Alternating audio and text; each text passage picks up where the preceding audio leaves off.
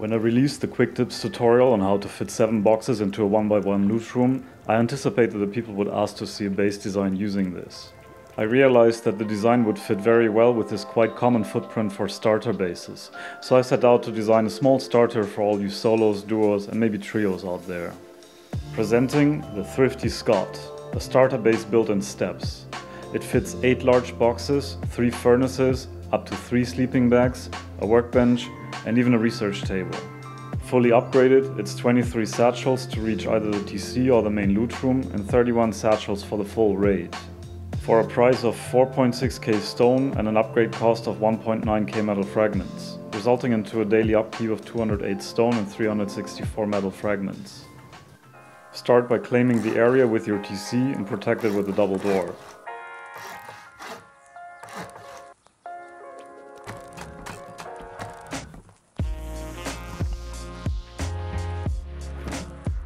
Leave the doorframe wood for now. The TC will be your first box. Next, add a 1x1, a triangle and put another double door on the outside.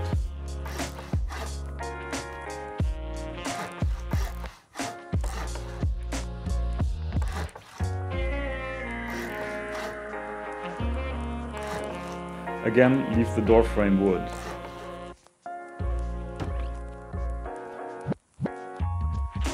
Fit all the necessary starter items such as boxes, sleeping bags and furnaces. Do not yet place a double door frame here or it will make the box placement close to impossible. This step should cost you about 3 to 4 stone nodes and 6 trees.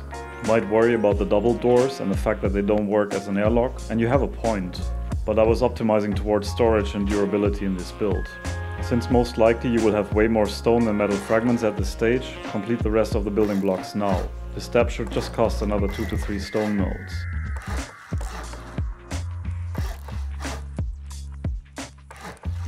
By now, you should have accumulated the 500 metal frags necessary to place the 2 sheet metal doors with code locks into the airlock. We can now turn towards building the main loot room. We will apply the insights from my last 2 quick tips episodes on aligning boxes and creating hyper efficient loot rooms. Clear out the 1x1 next to the TC to build the 7 box loot room. Move items over into the other 1x1 of the base. The placement of the boxes is not as hard as it looks. Push yourself against the wall to perfectly align the first box. Then push yourself into the corner to perfectly align the second box. Again, push yourself into the corner to align the third box, and then the fourth box should just fit perfectly. It might take a few tries though. Before you go on, verify that you could still place this double door frame here, but don't place it. Run outside to create a temporary twig construction for the triangle that will hold the other boxes.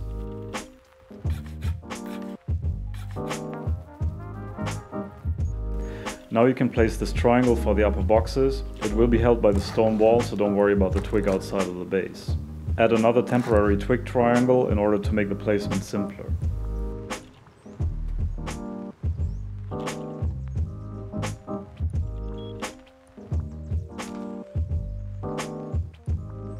Place the rear box first and align it with the line on the floor tile.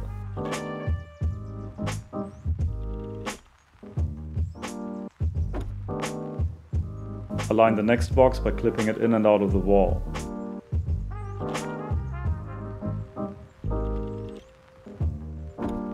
The last box goes into the tip of the triangle. Make sure to place it as far back as possible or it might break when destroying the twig triangle.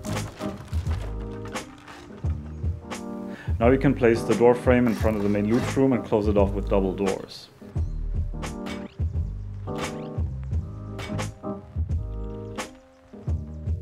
Remember to destroy all temporary twig outside of the base.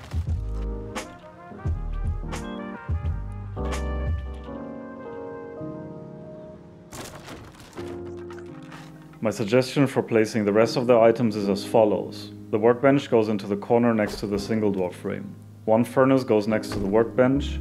Then we place the research table and another box. 2 more furnaces fit into the triangle. 2 sleeping bags fit into the main part of the base, and in the case you are a trio, the 3rd sleeping bag needs to go into the airlock.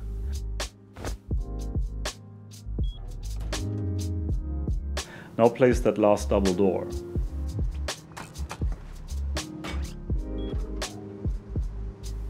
Remember, you can always upgrade a Tier 2 workbench by destroying the Tier 1 workbench. That can be done quickly and cheaply with almost any tool. The moment you find garage doors, start replacing all double doors. Make sure that the bulky parts of the garage doors point towards the adjacent square foundation. In the case of the TC, it ensures that you can reach the cold lock.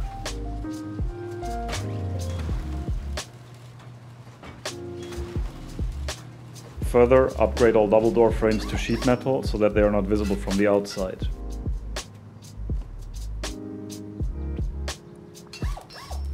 If you follow these two steps, it won't be obvious from the outside that this space contains garage doors, which is always an advantage. To turn this into a 23 satchel rate, upgrade these building blocks to sheet metal.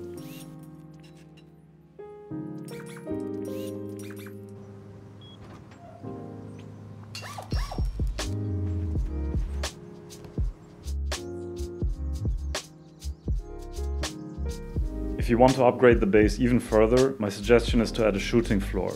My experience is that controlling your area is vital, and shooting floors help tremendously to achieve that goal, even on a starter base. In case you decide to build one, do the following. Pick out the ceiling above the outer door. Replace the outer door with a vending machine.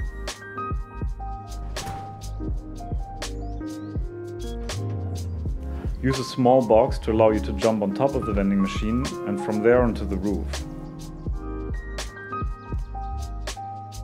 Even better, use the cursed cauldron in case you bought it in the Halloween sales.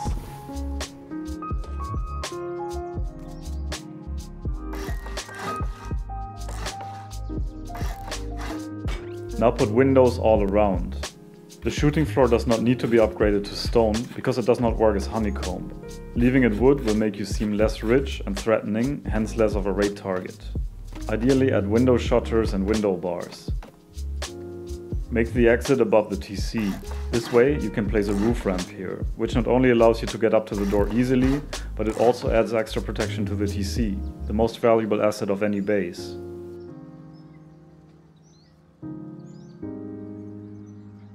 And that's it, the Thrifty Scot. It should provide you all the necessary items to farm up and research blueprints for your main base. As always, I hope it'll serve you well. Until then, Evil Wurst out.